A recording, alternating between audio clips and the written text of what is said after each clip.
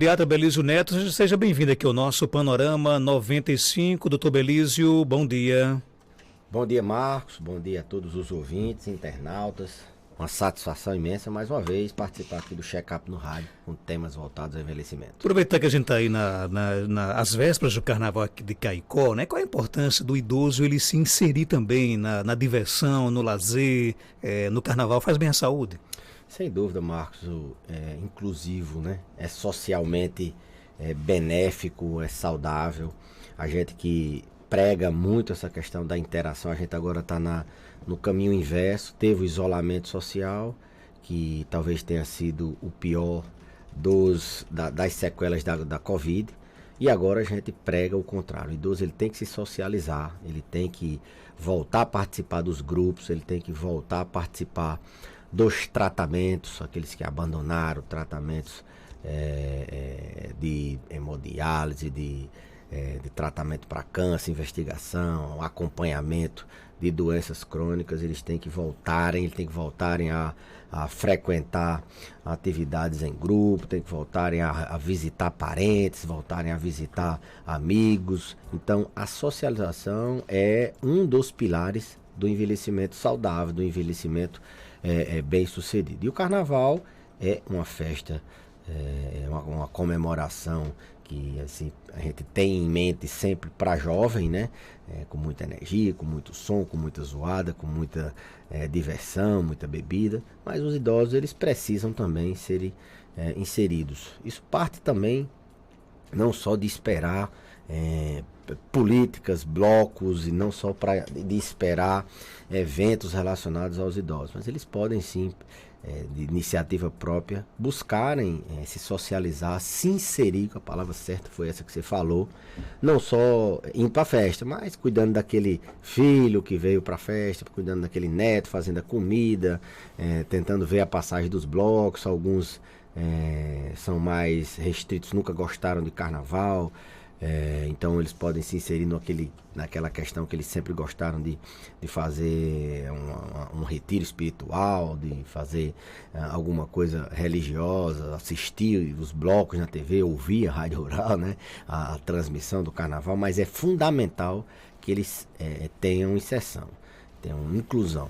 E se resolverem participar, lembrar sempre daquelas recomendações que a gente faz quando idosos vão para festas e vão precisar modificar a sua rotina. Ter muito cuidado para o ambiente onde ele vai andar, para não sofrer quedas. Não adianta achar que eu sou um idoso, mas eu tenho muita saúde. Mas o osso é de um idoso, então o risco de fraturar é maior, o risco de cair é maior, de tropeçar, de escorregar. Ter muito cuidado nessa questão por onde vai andar, o calçado que vai andar, o horário que vai andar, se é iluminado, se não é. Andar sempre com a hidratação, uma garrafinha, ou então estar próximo de alguém que venda água. Então é importante nesse sentido. Manter os horários das medicações sempre, regularmente, rigorosamente. Se naquele período que vai estar fora de casa, andar com o seu remédio na bolsa, não esquecer de levar, evitar excessos, mudanças repentinas na alimentação, para que não tenha intoxicação alimentar, para que ele não possa ficar desnutrido ou mesmo se esbanjar de comida que não pode estar se alimentando. Procurar manter horários de sono que sempre foram naturais. Então, assim, são medidas, são cuidados que os idosos devem ter em todas as ocasiões que eles saem da rotina. Andar com seus remédios, se alimentar bem, a hidratação, ter muito cuidado e, fundamentalmente, cuidado com as quedas. Haja vista que o carnaval, a circulação de pessoas é muito grande, as ruas por onde as pessoas circulam não é uma rua adaptada para idosos, até porque é uma rua não é um piso universal para carros, para outras pessoas que não têm necessidades especiais andar. Então, planejar bem por onde vai, o horário que vai e tudo que vai levar. Tem que ter alguns cuidados, por exemplo, com o idoso, ele tem que ter mais cuidado, mais atenção a participar de eventos com muita gente, como o carnaval? Sim, haja vista que é uma população mais vulnerável, né, mais especial. tem que estar atento à necessidade de sair, precisar sair, de passar mal, de ter cuidado para não ser envolvido e não ter recurso, eu diria até pessoal. Isso aí é mais uma coisa, talvez, operacional de quem cuida da logística do carnaval. Mas as famílias, o próprio idoso, ele tem que estar atento a não ficar no meio com dificuldade para estacionar, tem que ter um canto especial, aquelas pessoas que têm o adesivo. Então, eu acho que evitar a aglomeração e colocar aquele idoso, por mais que você queira inseri-lo, você deve pesar o benefício, deve pesar o risco para que ele possa não se colocar em risco. Aqui no nosso WhatsApp, doutor Belísio, meu pai está com cirrose e está apresentando flashes de confusão, né? O que fazer? Tem alguma ligação com a cirrose, esses flashes de confusão? A cirrose hepática, ela é eu diria que é uma destruição, uma fibrose do fígado. E o fígado, ele é conhecidamente no meio da saúde como general, né? Ele é o órgão que metaboliza a maioria das nossas reações, a maioria das nossas... O sangue, ele é absorvido. Aliás, o sangue vem do intestino, a gente se alimenta e esse intestino leva o sangue para o fígado metabolizar os nutrientes, medicamentos, todas as substâncias que podem ser úteis ao organismo. E quando o fígado não está funcionando bem, ele perde essa função, essa capacidade. Logicamente, algumas substâncias tóxicas vão se acumulando no organismo, inclusive no cérebro. Então, a encefalopatia hepática, que é o nome correto dessa alteração cerebral, ela pode acontecer em alguns estágios mais avançados da cirrose. Principalmente quando o paciente está doente, é cirrótico e ele tem uma doença aguda. Então, confusão mental por causa de cirrose pode ser por encefalopatia, pode ser porque o fígado não está metabolizando bem alguma substância, essa substância impregna no cérebro e ele entra em confusão mental. Pode ser porque esse paciente está com infecção, eles tendem a acumular líquido na barriga, né? Assim vamos dizer, a famosa ascite, fica com aquela barriga cheia d'água, e ali pode se proliferar bactéria. Então pode ser que a gente chama de peritonite bacteriana espontânea, uma confusão mental por uma infecção não só ali naquele líquido, mas na urina, uma confusão mental porque ele está tomando algum medicamento que faz alguma alteração, ele é muito mais vulnerável, tanto que quem tem cirrose tem geralmente insuficiência hepática. A gente tem que, quando vai prescrever qualquer medicamento, tem que ajustar a dose geralmente para aquele paciente. Então, tem que se pesquisar. Foi agora, foi de uma hora para outra que ele entrou em delírio, em confusão mental? Se foi recente ou se ele está perdendo está tendo esses lapsos de confusão mental, precisa se investigar se realmente da cirrose, uma encefalopatia, ou se tem algum outro quadro que o paciente cirrótico é um paciente muito vulnerável a outras doenças e não está sendo acometido. O paciente cirrótico, a gente considera não só o cirrótico, mas aquele paciente de alta dependência, quando ele vai evoluindo, a gente tem idosos com cirrose, mas é uma doença que tem uma mortalidade tão alta que a gente praticamente tem poucos idosos com cirrose. O risco... Você ia falar? Não, pode ficar à vontade. O risco dessa cirrose aumenta muito com a aposentadoria, principalmente sexo masculino. Eles se aposentam, ali dá aquele ano de descanso, mas logo em seguida eles ficam no ócio, não planejaram a aposentadoria, não planejaram o envelhecimento saudável, tendem a entrar no alcoolismo. E aí, mais para frente, podem desenvolver a cirrose. É esse perfil que a gente chega na terceira idade. Aquele adulto jovem que tem uma agressão hepática por álcool por muito tempo, ele geralmente não chega à terceira idade. Então, essa alta dependência, não só de paciente cirrótico, mas o idoso com alta dependência, a gente precisa ter em mente que realmente ele depende de outra pessoa.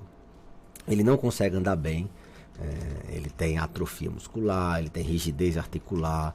Então, o paciente que precisa ser auxiliado, ele é dependente, então você tem que estar atento com ele no aspecto de deslocar-se ele, de transferi-lo ele na hora que ele tem vontade de ir no banheiro, Se ele ainda anda, se ele não anda, você tem que fazer aquela necessidade, aquela higiene ali. Paciente com alta dependência, o cuidador tem que estar muito atento com essa questão dos horários, das necessidades fisiológicas, o horário de hidratação.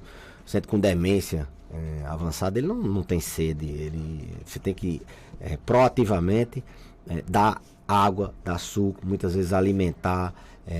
Quando ele vai transferir, muito cuidado com queda. Tem aqueles que têm dificuldade de locomoção e você tem que estar atento ali praticamente 24 horas. Ontem eu até comentei com um paciente sobre alguns dispositivos que a gente teve, que esse paciente ele tem uma hipotensão ortostática, ele quando fica em pé a pressão dele cai muito e ele fica tonto. E ele é independente, assim, em termos de locomoção. Só que ele tem esse problema. E a família contratou um cuidador para ficar olhando para ele, exatamente para ele não levantar e cair. Então tem que praticamente ficar 24 horas olhando para esse paciente. Para que isso não aconteça, esses pacientes dependentes que tem o risco de cair, o cuidador às vezes vai pegar uma água para ele, se vira, ele levanta e cai.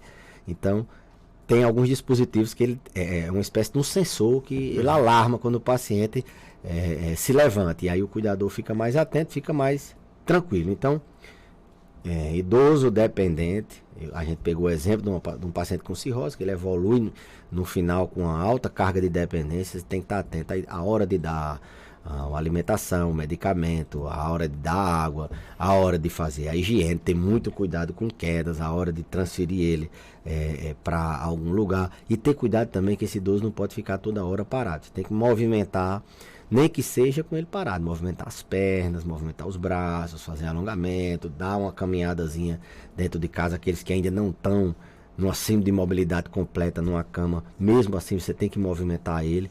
Tem que fazer por ele a dependência e dividir. O que ele puder ainda fazer, ao invés de você colocar a água na boca dele, se ele puder com a mão beber a água, beber o líquido, você tem que deixar. É muito mais fácil para o cuidador ele ir lá e fazer. Fica mais rápido, mais simples, mas isso a médio prazo vai trazer um prejuízo para aquele paciente de alta dependência. Porque ele vai começando a perder a habilidade de levar a água até a boca. Então ele vai ficar dependente ainda mais do cuidador. Se ele não dá aquela andada, aquela movimentada, não dá aquela mexida durante o dia, ele vai ficar mais atrofiado, mais dependente, vai dividir menos, o peso vai ser maior, a dependência vai ser maior. Então o cuidador tem que ter essa visão de que o idoso com alta dependência você tem que tentar dividir com ele o máximo possível para que ele não possa se acomodar, ele não possa atrofiar a musculatura, ele não desaprenda as habilidades que ele já tem. Peguei o exemplo da cirrose, Marcos, para falar sobre cuidados com o idoso dependente, mas é um paciente que evolui com a dependência muitas vezes alta, o paciente com cirrose hepática. Abraçar aqui o advogado Ariolan Fernandes, está na escuta aqui do nosso programa, está lhe mandando aqui um abraço, acordou cedo hoje, tem uma operação policial em Caicó, né? O Ariolan já acordou cedo já. Mandando aqui um abraço para você. Manda um abraço para meu amigo Ariolan, dizia ele que acorde cedo também para dar umas caminhadas, diminui mais. Tá com a barriga grande. A barriga, que eu conheço a genética. Daqui a pouco ele olha para baixo e não consegue mais ver nada. Né? A genética dele é meio ruim do coração, então tem que ter cuidado. Abraço, Ariolan. Obrigado por sua audiência. Aqui no nosso WhatsApp, estou fazendo o desmame do medicamento ESC de ansiedade, mas estou... ESC de ansiedade, mas estou tendo com frequência enxaqueca ocular. Será que é por causa do desmame? Devo me preocupar? É muito ruim porque toma minha visão com os flashes de luzes, mas antes eu já sentia, mas demorava. Veja bem, o estalopram, classicamente, não é uma medicação que é utilizada para enxaquecas. Prevenção de enxaqueca. A gente utiliza outras classes.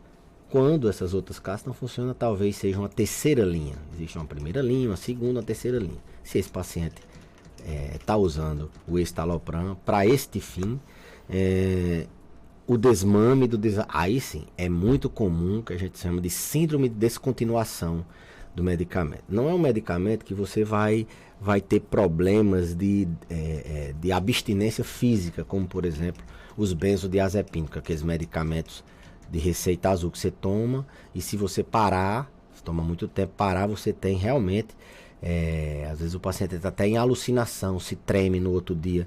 A síndrome de descontinuação do escitalopram é um pouco diferente. Ela dá uma recaída, pode dar uma recaída nos sintomas do humor, o paciente ficar muito depressivo, ficar muito ansioso, mas não dá aquela abstinência física. É mais leve, mas acontece. Então, esse desmame tem que ser bem orientado. Tem pessoas que toleram um desmame mais agressivo, tem pessoas que não toleram esse. Então, o que a gente sempre recomenda é o seguinte: tentou desmamar, se piorou, a gente volta na dose anterior ao que estava, até chegar ao médico. Estou desmamando uma gota por semana, mas quando eu cheguei em tantas gotas, eu percebi que eu piorei. Aí você volta para a gota anterior. Isso é uma orientação em geral. E aí procura o médico que está assistindo. Se é em comprimido, você vai desmamando 1/4, 3/4, meio. Você teve problema com aquela dose, se for relacionado àquilo, você volta para a dose anterior e entra em contato com o médico. Mas lembrando que, em específico, essa medicação ela não dá uma síndrome de abstinência tão pronunciada.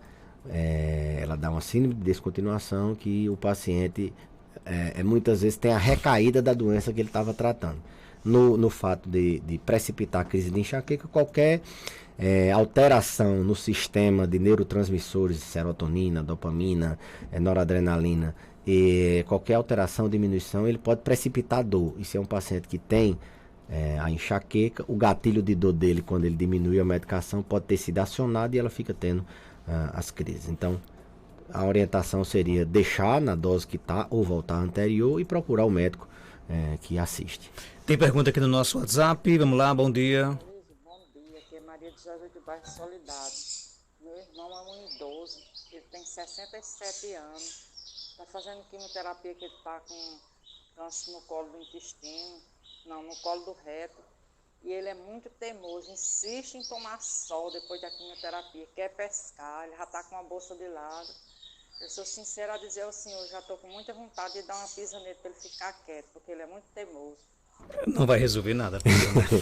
Essa é a forma carinhosa de dar amor, né, às vezes. É o seguinte, esses pacientes, geralmente, eles têm alguma coisa, assim, eu diria, de transtorno. A teimosia em si, quando ela passa do ponto, a gente precisa fazer intervenção, seja ela com psicoterapia, levar num psicólogo para treinar, para que ele possa aderir àquele tratamento, ou com medicação. Então, não é que teimosia seja uma doença, mas por trás da teimosia, quando essa teimosia é em excesso, a gente pode sim encontrar algumas doenças, como uma depressão mascarada, como uma distimia, que é uma irritabilidade crônica, como uma ansiedade, ele não consegue ficar sem aquilo. Ele perdeu, no caso, a percepção do que de que coloca ele em risco ou não. Então, se isso assim, a gente está vendo que é uma coisa que coloca ele em risco, é preciso fazer uma intervenção. Ou antes, né, preparar esse paciente antes, olha, você vai ter que fazer isso, a psicologia entrar nessa área, ou detectar algum problema, como é um idoso, a gente fazer uma avaliação, a gente chama de avaliação geriátrica ampla, que a gente sai buscando exatamente essas coisas de mobilidade, de humor, se tem tristeza, se está esquecido, se ele tem condição de fazer a quimioterapia e obedecer no pós-operatório. A gente faz muito isso em cirurgia de catarata. Não vai obedecer o pós-operatório, doutor. A gente faz a avaliação, identifica alguma coisa, medica e o paciente consegue atravessar o pós-operatório tranquilo. Então, buscar auxílio na unidade de saúde, no médico de confiança, para que possa ser feita intervenções a nível de psicoterapia, o psicólogo treinar a mente desse paciente, ou mesmo identificar alguma doença que esteja fazendo com que ele não obedeça de forma minimamente aceitável aos cuidados pós quimioterapia, o tratamento do câncer. A gente tem muito paciente, a gente previne muito câncer, mas a geriatria ela tem muitos pacientes que estão em tratamento de câncer porque são idosos e tem outras doenças crônicas ou que sobreviveram ao câncer. Então, a oncogeriatria, a gente chama assim, é uma área que a gente cada vez mais tem entrado em afinidade, a gente tem cada vez mais publicado estudos nessa área, cada vez mais eventos voltados a essa área de oncogeriatria, e essa é uma situação frequente nos pacientes idosos, principalmente aqueles que têm algum transtorno. Doutor Belísio, obrigado pela sua participação aqui no nosso programa. Eu que agradeço, Marcos, desejar a todos um excelente carnaval. A gente vai dar uma pausa terça-feira, iremos fazer um procedimento no joelho amanhã, torcer para que tudo dê certo, para que na outra terça a gente possa, ou online, ou gravada, a gente possa participar. Vai depender muito de como estaremos. Então, um excelente carnaval, se cuidem, protejam a sua saúde, que o carnaval é para a gente se divertir, para a gente brincar, e não para a gente se destruir, se acabar. 7h58, conversamos com o Dr. Belísio Neto aqui no nosso quadro Check-up no rádio, e atenção...